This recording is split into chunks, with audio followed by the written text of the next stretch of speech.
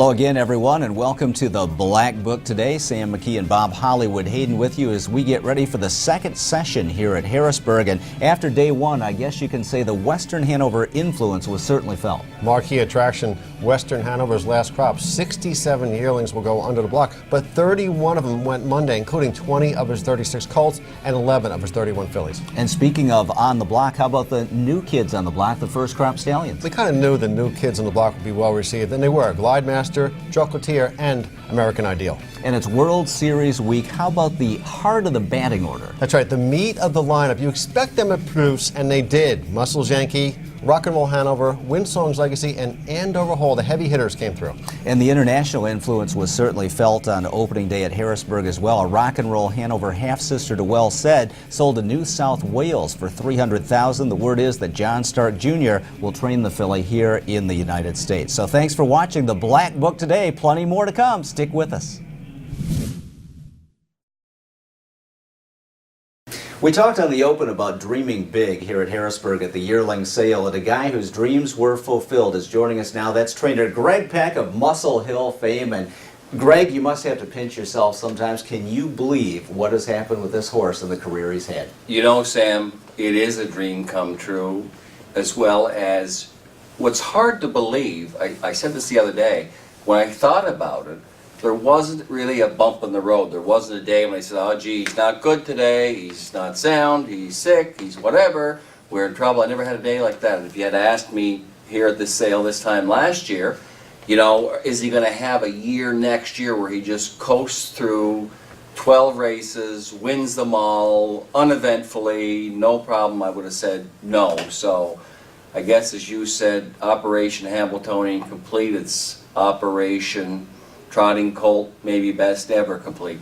It might be tougher to keep a 2-year-old on Blemish than a 3 because of the gaps in their schedule. Tell us a little bit about the 2-year-old season that Muscle Hill had. Yeah, well, he had gaps, and you raised a good point. Holiday Road, who went a very impressive mile in the Peter Houghton, didn't come out of it good, lost weight, and I brought him to Lexington, and I shouldn't have. I should have done what has been done in the past, is to shut them down after the Peter Houghton. But because of the success, Bob, of the Muscle Hill situation last year, I thought I could emulate it, and I couldn't, where it isn't easy to do with the gaps. But the other thing that you had last year is the Breeders' Crown was much later, so he got a couple of breaks at 2. He had the break from the Peter Houghton to Lexington, and then from Lexington, you know, right till the end of November for the Breeders' Crown. So this year it was slightly different, but it looks like it probably is something that helped him last year. Perhaps the most stressful situation you had to deal with during the 2009 season was probably the World Trotting Derby, where your driver Brian Sears went up to Canada, didn't look like you were going to race. There was a time for an hour or two you thought you'd drive the horse yourself. Tell us a little bit about what happened that day. Well, what happened was, is if you saw the track, you thought there is no way they're going to race today. And I remember especially Tim Tetrick went out and looked at the track, came back and said no way, and he's from there. So I thought, you know, there's something to this, but literally I asked for the guy in charge who ran the fair, who's the general manager of the DuQuoin State Fair, and they told me, and he looked at the track, and I said, I'd like for you to try it, and he said, will you race that horse? I said, I'll race the horse. He said, fire up the equipment, and it was just an unbelievable job that they did. But as far as Brian leaving, I suggested that he probably have to leave. It did not look good, that's for sure. It didn't look good because of the track conditions, so I really can't blame him for that. 20 straight wins to wind up his career. How important was it to keep that streak alive? Well, you know what? It was quite a streak to keep alive, and what was nice was to win the Breeders' Crown. As a matter of fact, Steve Elliott congratulated me down there today, and it was nice of him to say it. It felt good that, you know, because you could just see that it's probably something that he would have liked to have had, and it didn't happen. But again, you know, maybe that's another example of the race later in the year and all that stuff. So that was nice to finish it. Arguably, he was as good when he stopped as he was in June, as he was in August, as he was in September, October in Lexington. It was an amazing thing. You'd have to see the shape and the overall mental demeanor that he had and everything. He was ready to go. The one disappointing thing about the season for me, from a racing fan's point of view, Greg, you never had a shot to break 150 weather-wise. Probably Hamiltonian Day you could have done it, but hey, that's a day you just want to win the biggest race in the sport. Lexington, the weather didn't cooperate. DuQuoin, the weather obviously didn't cooperate. In your mind, perfect conditions, how much does the colt trot? Probably, I'm sure he would have trotted 49. I mean, he could have done that Hamiltonian Day. I have no doubt in my mind. And sometimes I wonder, maybe he could have even shaded 49. I don't know, but certainly 49. But Sam, you know, I must say, there's nobody in the business that I know of who, you know, has a good read of the business that doesn't think that he could have easily beaten 150. So it's almost like he might as well have. Also, I'll say this, I don't ever recall, and you know, I'm a student of the business, I've read about it for years, I've watched it, I'm 3 generations of it. I don't think there's ever a colt trotter, really a horse of any gender, of either gait, that won as easily as he did time and time again. I guess you'd have to think about Niatros, you know, but he went over the rail that time, and then he got hitting the bike, I think, in the eliminations of the Wilson, or the Meadowlands Pace, I just forget which one, and he won that. But if you just think of all the other greats, at some point, when you think of Mac Lobel, how great he was, you know, at the wire, in the Hamiltonian, he made a break because his feet were, you know, he had to be pushed. Where this horse, that never happened. He was never ever turned loose, that's for sure. So it's I look at it in that light. I'd rather that he went out that way than somebody said, you know, because let's face it, there is nobody now that can suggest he had any vulnerability. It's not like they're saying, oh yeah, if so-and-so, this had happened, he would have beaten him. I have never heard that. You know, I heard in advance of races, people thought they might beat him, but once it was over, I never heard anybody say, you know, if the trip had worked or this or that, they would have beaten him. Well, one last topic that I'd like to get into. There are some people that say, well, you know, the crop wasn't that deep, but people forget Explosive Matter is a dual world champion. Well, and not he was only like that, 5 lengths behind you. Not only that, I think any other year, Explosive Matter would have been the best trotter. Now, that's my opinion. He's a very good trotter. As you say, you know, he was excellent, certainly on the 5/8. He was great when he went in 155 at Dover last year as a 2-year-old. You know, everybody thought there's one coming out there. I think what happened to the crop, with respect, is they probably get tired chasing Muscle Hill. That's really what happened, because remember we talked in July, I'd be telling you guys, greatest crop ever. I could name so many that, you know, that were on the list that were really, really good. But as the year rolled on, I just think it kind of started in the Hambo when Muscle Hill just drove away from Explosive Matter and the others were just struggling behind at that point. It just seemed that put, you know, a damper on their careers for the rest of the year. The horse of a lifetime, Muscle Hill, his trainer Greg Peck, great job, congratulations. I'm joined by Mr. Steve Elliott, the 2007 Trainer of the Year, Horse of the Year, Donato Hanover. This year, Well Said, Trotters, Pacers. You look at everybody, huh, Steve? We try to, you know, good horses are good horses no matter where they come from. Now, Donato Hanover sold right here at the sale. Do you remember when you looked at him in the stall for the first time? Actually, David Sharp bought him. I don't usually look at 100,000 plus trotters, and David bought him, came over and asked me to take him. And we took a piece of him, and it worked out. Now, your owners, what are they looking at? They want trotters, they want pacers, they want to split it up? Well, it's kind of funny. I mean, when I had Donato, everybody wanted trotters. Now I got Well Said, everybody wants pacers. But I got some new people coming in who want to buy trotters too, so we're all right. And the last couple of years, we've seen some big name horses go to stud. Chocolatier, Glide Master, Donato Hanover, Dewey Cheatham and Howe. This year, Explosive Matter and Muscle Hill. Is there such thing as too many good sires out there coming up? You know, I don't know. I'm not on the breeding end, Bob. You know, I'm on the racing end. You know, and sometimes I think we do, but economics call for it. For them to go to stud, you know, it's hard to turn down the money they get offered for these things. And I mean, it'd be a lot more fun to race some of them, especially when you can travel overseas with them and have fun. But you know, ultimately, it's the owners laying their money out there, and when they get a chance to get some of it back, I think they got to take advantage of it. Well Said, he won the North America Cup, Meadowlands Pace, Little Brown Jug, only the second time in history that's ever been done. Great year for Well Said. Tell us what it was like training him this year. Was he just a natural from day one? Well, not from day one. Once he started racing, he was a natural and very high speed horse. He's like a complete package. I mean, he has it all. He's got looks, manners, gait, speed. Just a complete package for a horse. You know, when you draw a picture of one, that he's it. You know you're a great horse when they talk more about the race or two you lose than the ones you win. And well said. I mean, he's such a top horse. Everybody, what happened in the Breeders' Crown? But the Breeders' Crown, he got the worst trip imaginable, I thought. Yeah, you couldn't come from back where we were at. We got away ninth, which was on that track. Woodbine's a lot like a half. It's a speed track, and you got to be up close turning for home. And he tipped 3 wide around the turn, got pushed 4 and 5 wide, and just it wasn't our night. Donato Hanover's yearlings, when they come out, will we expect to see you right in the bidding there? Well, if I find the right one, I mean, it don't matter who they're by. If you find the right one, you'll bid on them. I don't think just because you train the horse you should go buy that horse, but you try to buy the best individual you can buy for the money. And how much time does Steve Elliott spend on the catalog prior to coming to Harrisburg? I don't really look at the catalog. I go look at the yearlings, look at them at the farms, and make all the rounds, try to find the horse. Then once you find the ones you like, then you'll look and see who they're by. Well, we have the first crop of Glidemaster and Chocolatier, but we have the last crop of Western Hanover. He certainly had some great legacy, hasn't he? Yes, he has. I mean, and it's amazing. He was a short-legged horse, little horse, but he threw a lot of very fast, very good horses. Well, Steve Elliott, thanks for stopping by, and hope the success. The last 5 years you've had have been unbelievable. Hope it just continues along. Me too. Thanks, Bob. Okay. Now, if you're looking at catalogs here at Harrisburg, you might want to steal this man's. Mel Hartman is here. And Mel, first things first, how was your Breeders' Crown night this year, Woodbine? It was terrific. It was very exciting. It was very windy, very cool.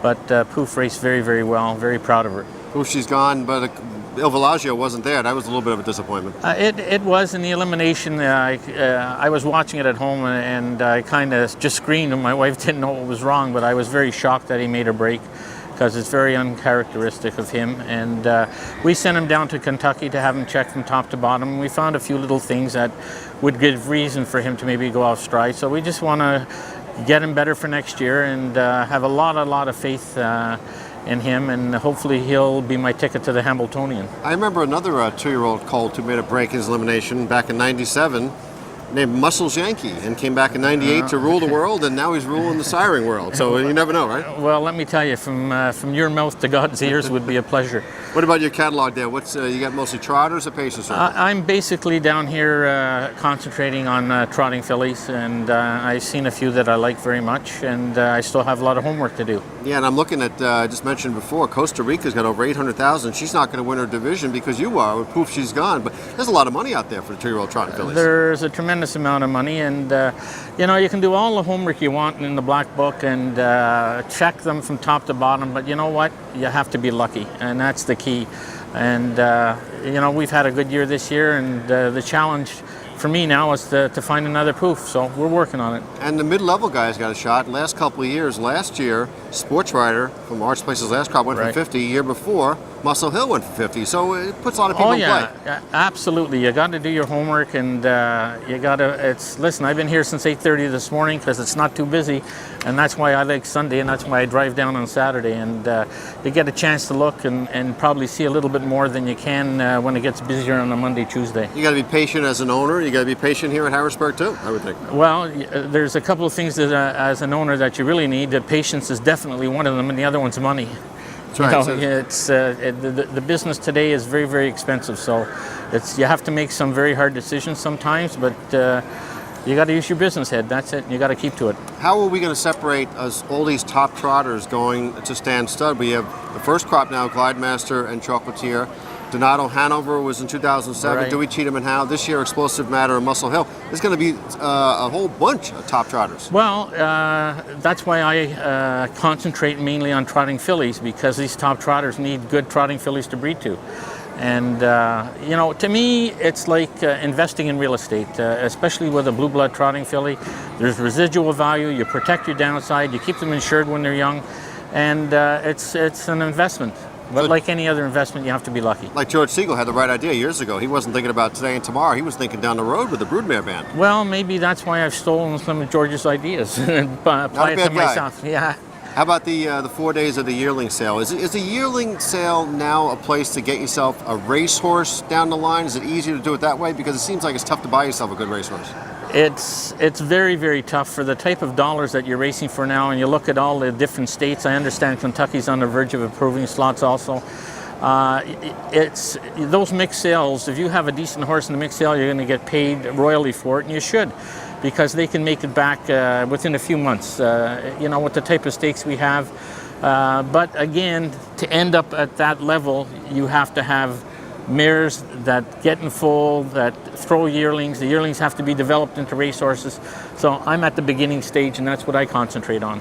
Hey, I just thought of something. Poof, She's Gone, and Il Villaggio. You could be pretty prominent next year in Hamiltonian Oaks Day. You never know. We could be very prominent, and we could have a marriage made in heaven. Sounds good right there. Mel Hartman, so much thanks a lot.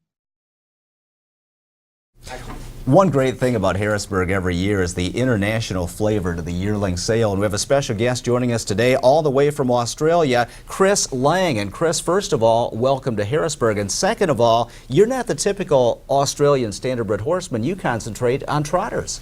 That's true. It's great to be here at Harrisburg. It's a long way from down under, I can assure you. But yeah, no, that's right. Over in Australia, they have about 70%, 80% paces, and so most people obviously gravitate towards the paces because there's more racing, but over there I basically just specialise in trotters. When I think the down under, I'm thinking Vance Hanover, In the Pocket, Mach 3, I'm thinking the sires. Yep. What can you do to change my opinion with a trotter? Well, I'd like to think I've got the best son of Muscles, Muscles Yankee Racing in the world, actually, in a horse called Sky Valley, but you guys would probably beg to differ. So we have some pretty good world-class trotters. As you know, I was lucky enough to get invited to compete in the Elite Lot, which was a pretty amazing experience from way down there. So, but we have very good trotters, and I think you'll find we keep coming over here trying to, get semen from your stallions down under, which we can do to a limited extent, but we have trouble getting your absolute top range stallions, and Muscles Yankee's a great example. He's a great sire here, and he's had a fantastic impact on our industry down there, so we're hoping that trend continues, so you'll see more and more trotters from down under. Now, Sundon's Gift was the horse you raced in the Elite Lap this past year, Chris, and how did that invitation come about, and was he one of the first Australian trotters to race in the Elite Lap? Yes, I believe he was actually the first Australian-trained trotter to race over there. We've had other ones go over, but from down under they were New Zealand-trained trotters that have been invited over there. You guys would know Lyle Creek, of course, Sure. about 6-7 years ago. So he was the first Australian trained trotter to get invited over there. So that was obviously a great big thrill. Scandinavia has long been the hotbed of trotting.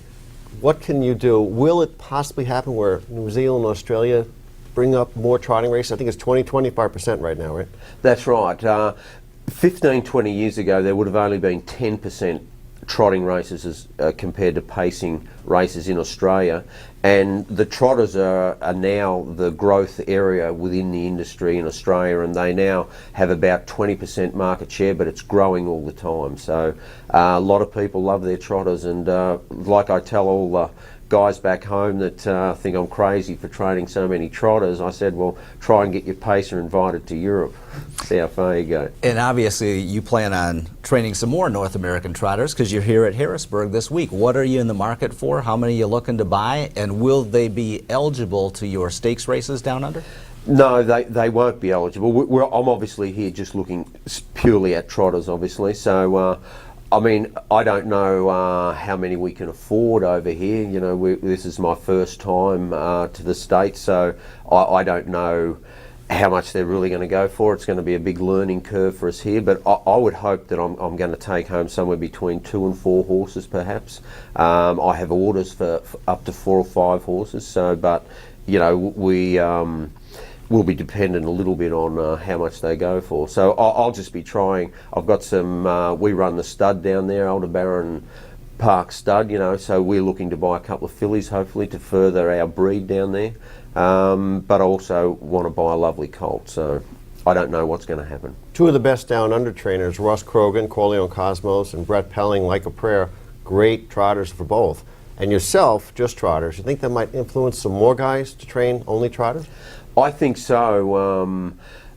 The trotters down there have always been looked upon as the poor relation, but there's a big push towards them, and in our training and driving premierships down there in Victoria, it's a very strong state where we are the strongest state in Australia for trotters, and even though I wasn't the leading metropolitan or city class trainer, I was actually on wins. I was actually the leading city class trainer on stake money earth during the year, which is virtually unheard of. And I did that purely with trotters. So like I said, it's the growth sector down there. People are starting to think, hey, and down there I train only about 25 trotters, and when I went to Scandinavia, I went to stables where they're training 175, and now I say to them, I'm not that silly. These guys train 175 trotters at a time. So I think it is the growing sector, though, definitely. Well, Chris Lang, thanks so much for taking a few minutes to join us. Best of luck here at Harrisburg this week and next year with your purchases, and we look forward to reading your press clippings. I hope you'll see me back again next year. Thank you. Chris Lang, top Australian trotting trainer.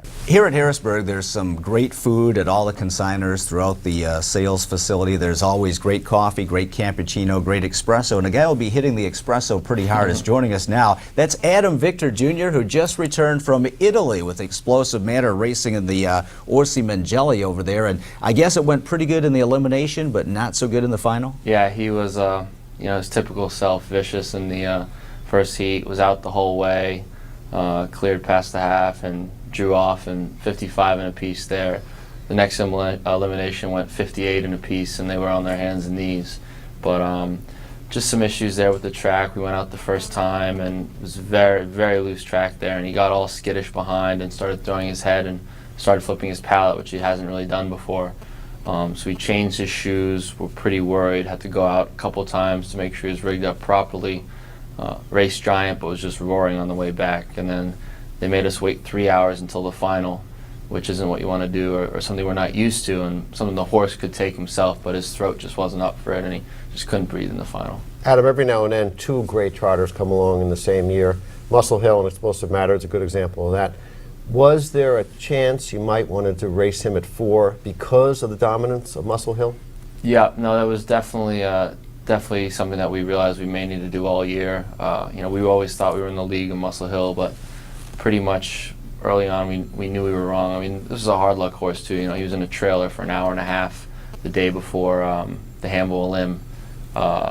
He never really had anyone that can carry him into a race against Muscle Hill, which obviously sort of affected our racing style.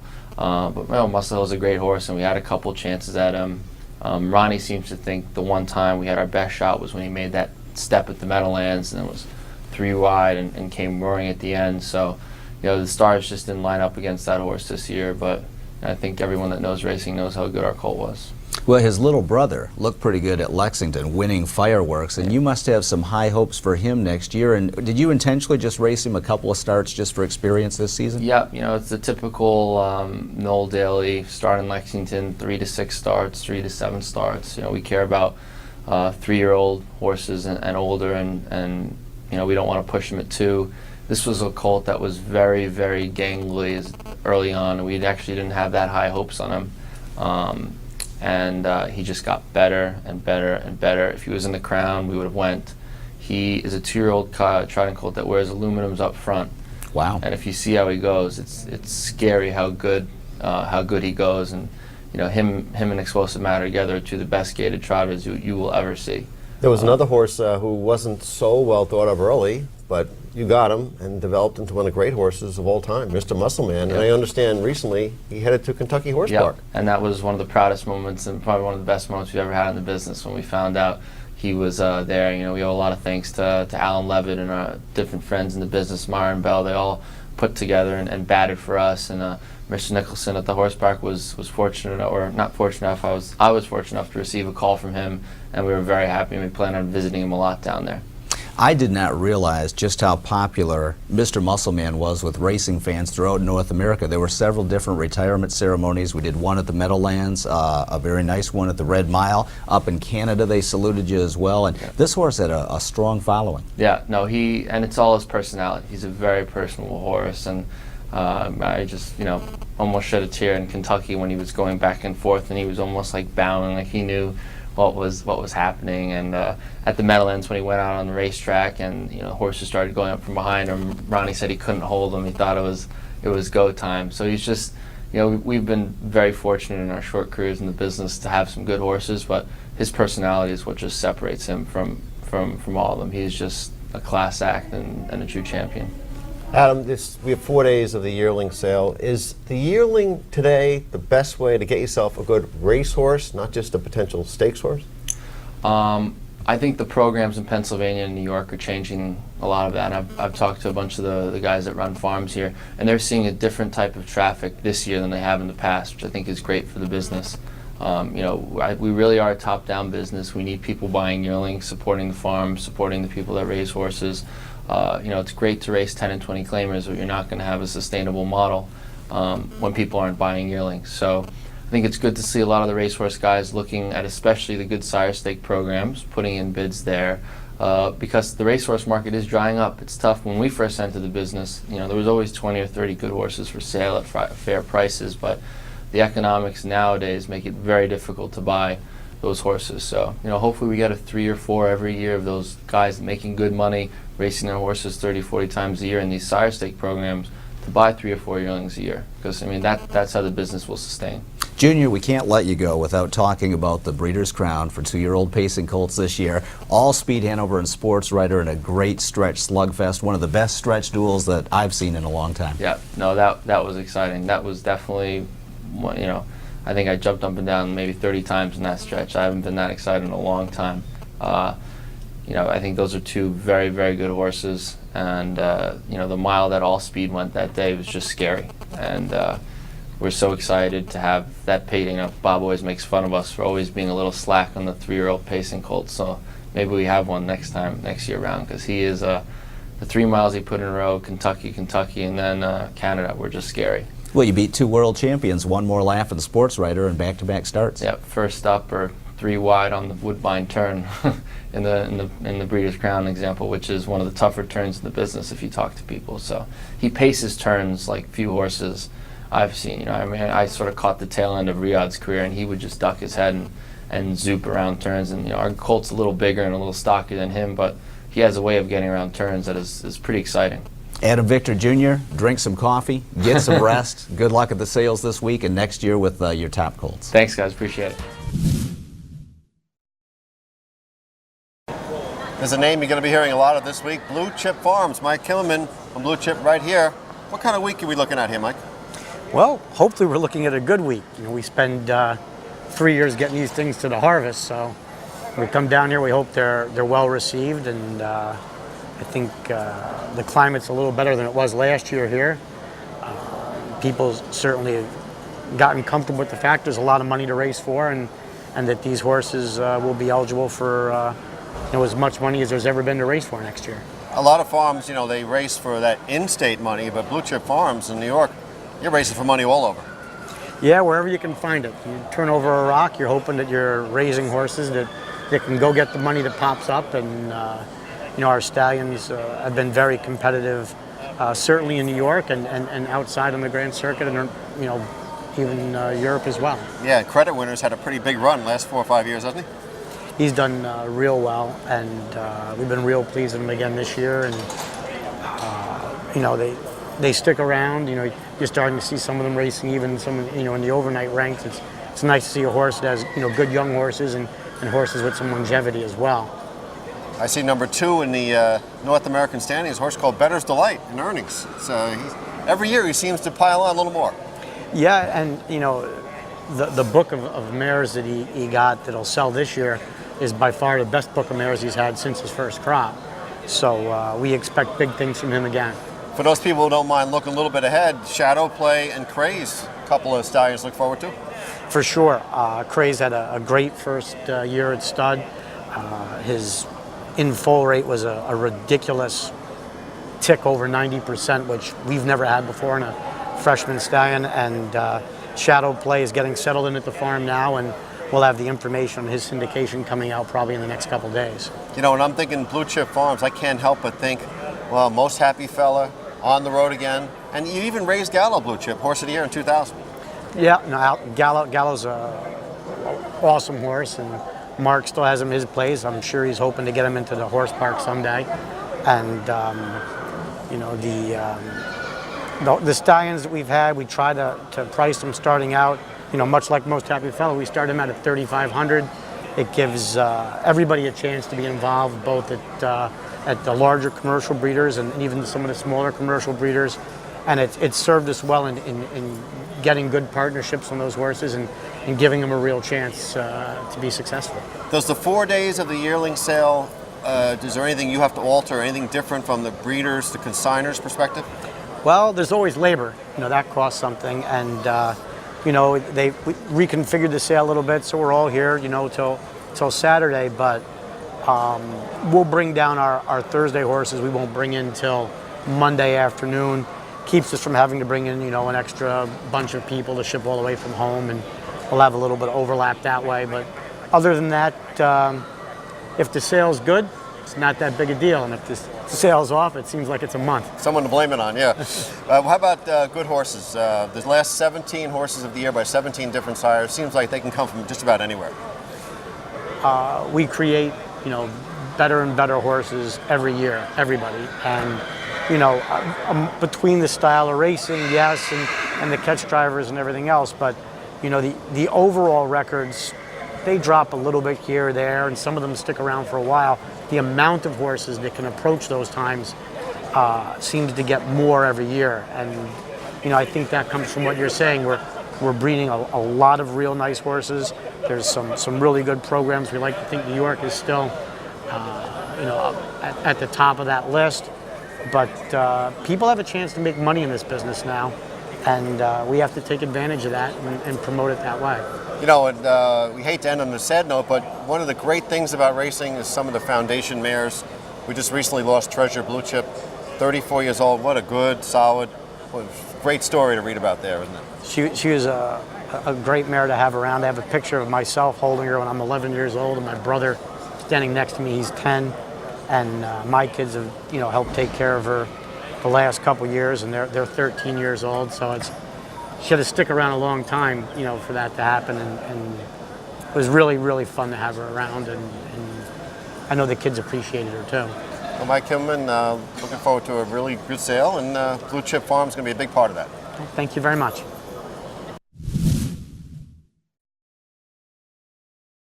Well, joining us now on the Black Book today is Mr. Charlie Williams, who works at Southwind Farms. And Charlie has the distinction of taking care of some of the best stallions in the history of harness racing. And the two names that really pop into my head are Valley Victory and Arts Place, two tremendous horses. Yeah, they was one of the two greatest horses I ever been around that day. They had a mind of their own and everything, good disposition and everything like that there. And they was born two natural horses, but they was, in a way, they was kind of like different out there, but they had their own way and their own spirit and everything. Each one of them had a great spirit and everything. Charlie, even though stallions are at the same farm, you just told us they don't see each other. Is that standard? Stallions are separated? Well, in the most thoroughbreds, they mostly cross from each other and everything like that there, and they get territorial and everything. Our stallions that they all way away from each other that day, and they never see each other that day. And they travel in different paths. One goes out in the north side and one goes out through the south side that day and everything. And it seemed to work really good for them, everything that day, yeah. Now, the newest addition to the Southwind Farm Stallion ranks, of course, the world champion Muscle Hill, undefeated this year, Lock Cinch for Horse of the Year. He just got to your farm. What are your first impressions of him, Charlie?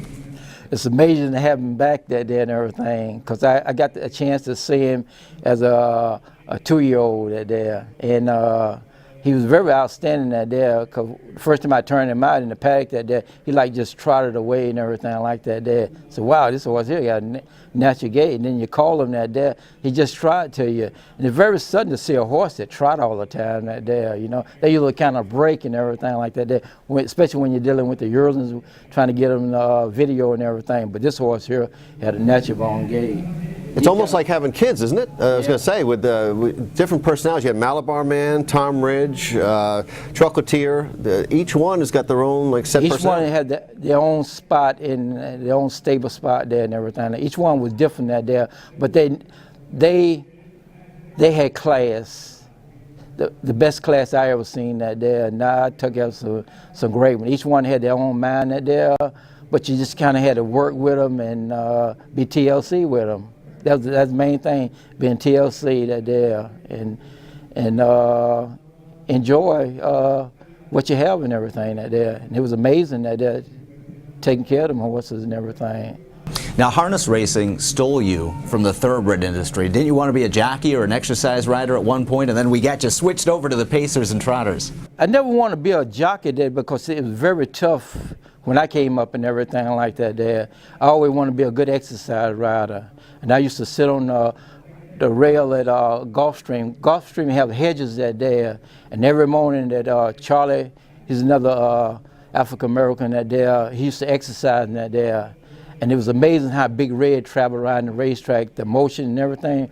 And Lucius Lawrence used to take him out in the dark there and everything like that there. And very few times that you see horses exercise in the dark. And I've seen a lot of horses work in the dark that they keep the clockers from clocking them and everything like that there. And then they exploded in the evening time that there. And Big Red, of course, was Secretariat, who's arguably and without question probably the greatest thoroughbred in And you history. also know Northern Dancer, too. Well, I used to travel from Ocala through to Maryland that day, and we just stopped in Winfield Farm for a couple of times, and then he was there, and then he moved on up to Canada and everything like that there. And he was an amazing horse that day. It's like he could see through you and everything that day. He was a really great horse that day, and he kind of reminded me, Muscle Hill kind of reminded me of him that day. He's a class that stands alone that day. Even same as the great Dr. Fager, it's a class that stands alone that day. And the first time I ever seen standardbreds that there was at Greenwood that there, and they call them, we call them Jughead, no offense to the standardbreds that there. So when I went to work for Southwind Farm that there, nobody ever knew that I worked with the standardbred for 3 years. And then when Valley Victory exploded that there, we had ESPN out there, ABC, and everything used to be on modern TV and everything, the sports channel that there. So a lot of people got to see me that there. And when I went back to Ocala, I had something to brag on there and everything. So got very interested in everything. Valley Victory and Arts Place, top stallions, great influences on the breed, both well-mannered, classy horses. How would you describe their personalities? Valley Victory, he had a mind of his own that there. If you didn't take the blue bucket out that there, take the shank to hook him that there, he would grab you and everything. But he would stick his head in the bucket that then he would eat. But Art, he was a class that there. The first time I turned Art out, Art loved to roll in front of the gate that there because he knew I had to clean him up in the evening time. And so I got tired of him that there. And during the winter time, he had all the mud and everything on him that there. So I would just go out and show him. So I went out in the paddock that morning that day. I said, this is it that day and everything like that there. So I chased him that day. So he went up to the top of the hill that day. And then he turned around and chased me down the hill. Then I chased him back up the hill that day. I said, this is enough that day. Then go ahead and roll that day. I'll clean you up and everything. Well, that'll keep you in shape chasing Arts Place around. Charlie Williams, thanks so much for joining us, and best of luck with Muscle Hill at Southwind Farms. Thank you very much. Thank you for having me. That is a pleasure and it's an honor that to be working with the standardbreds that it's another stepping stone. Thank you. You got it. Good luck, Charlie Williams. Always a pleasure to talk to one of the top trainers in the business and certainly one of the industry leaders as a USTA director. Mr. Mark Ford joins us today on the Black Book today, and great to see you at Harrisburg. I thought you liked to buy ready-made two-year-olds, not these yearlings. Are you switching gears here? Not really, but that's you got to buy yearlings to get racehorses anymore. So here we are. The economics of the business, sorry, Howard, the economics of the business have changed, have they? It's hard to buy a ready-made racehorse. They go for a premium price, and now maybe to take your shot with yearlings gives you a little better chance for return on investment. It's not as much taking your shot with yearlings. There just aren't as many racehorses around. Racehorses don't last as long now, and there are a lot of more people trying to go our route of trying to buy ready-made ones. And you know, they're just if you're going to have any or any numbers, you've got to go through the yearlings. So what are you going to do? Well, because there was shifting geography in harness racing the last 5-10 years. Now you have to buy according to the jurisdiction? I think so. I mean, New York has, made a remarkable recovery. New Jersey is on the, New Jersey's still the capital of harness racing, but for how long, who knows? But, I mean, it's forever changing, I guess. And, there's a lot of opportunities, but it's just different than it used to be. So. And of course, you will always be known as the man who trained Gallo Blue Chip, the richest pacer in history. And it looked like when the year started, Mr. Big would get past his earnings record, but that hasn't happened. I mean, that was an awfully long time ago. It's already been 10 years that Gallo came and went, but you know, I sure could use another one right now. But I mean, you don't appreciate horses like him until you go year in and year out, and you know, it's a lot more work to make the same amount of money without him. But I mean, looking back, you didn't realize it at the time, but it was an experience of a lifetime, and just hope there's another couple out there. But if not, well, I've had mine, so see what happens. And sometimes when you have a horse who makes $4.2 million, someone else gets lost in his shadow. Hoosier Boy, almost $2 million, and I believe he took his lifetime mark in his 200th career start. That was one of the nicest horses that anyone could ever hope to have. I mean, he raced in the Meadowlands Pace and didn't get money, and you know, no big stakes wins, but made a nickel and a dime at a time, $200,000 a year for 10 years, and it's just. Or about, you know, and it's just amazing. I mean, one of the nicest horses I've ever been around by far, and I sure would like to have another one like him too. One of the scariest horses you ever had, Mark, was On the Attack, and it was just amazing to me to watch that horse race. He could be bad gaited at times, but yet he'd go around a half-mile track like a hoop around a barrel, and he was just one wicked fast dude. On the Attack, it came the same year with Hoosier Boy, and they were complete opposites, you know, and On the Attack started very, very early. He didn't race at 2, and he started in January of his 3-year-old year, and he got a very bad reputation. And you know, if we'd had to do over again, of course we'd have done a little different. But he was another one that he made a lot of money as a 3-year-old that maybe shouldn't have, and he was never a sound horse. I mean, he never raced again after his 3-year-old year, but he was. You know, he was one of those J. Lo bells that could make your hair on your neck stand up if you let it. So, but it's been a long time since he came along too. So, Mark, tell us about the training center. How has that worked out for you? And is it imperative nowadays to race from off the racetracks as opposed to years ago? Well, stabling at racetracks is virtually a thing of the past. There's very little of it left, and to have an operation the size of ours, it's just impossible. So, you know, a couple years ago we went ahead and we built a place in New York there, and it's worked out rather well. It's been a lot of work and a lot of money and a lot of time, but I mean, knock on wood, we're packed full, and you know, I'm very proud of what we accomplished, and hopefully that maybe in the next couple of years we can get it finished up, and you know, it speaks for itself.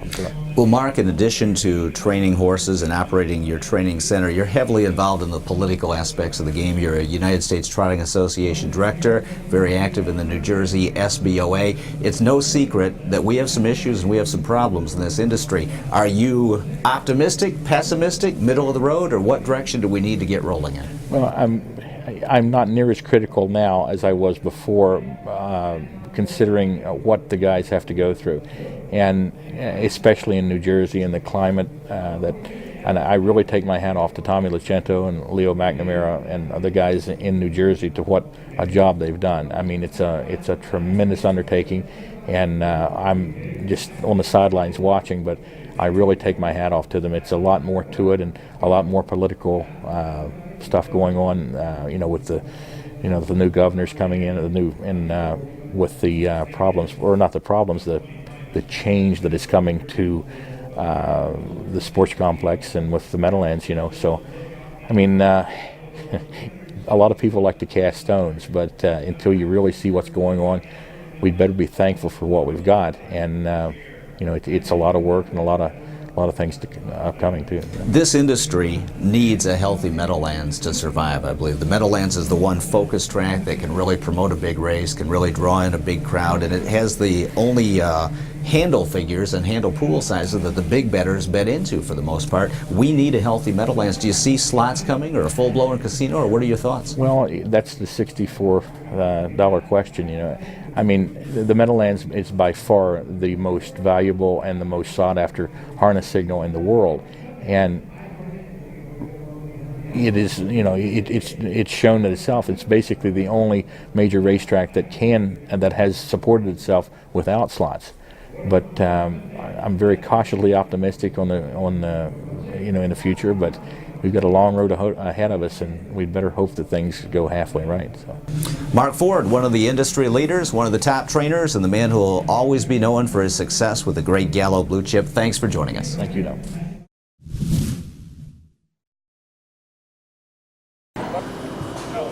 I guess you could say Murray Brown is the point guard for the entire sale here.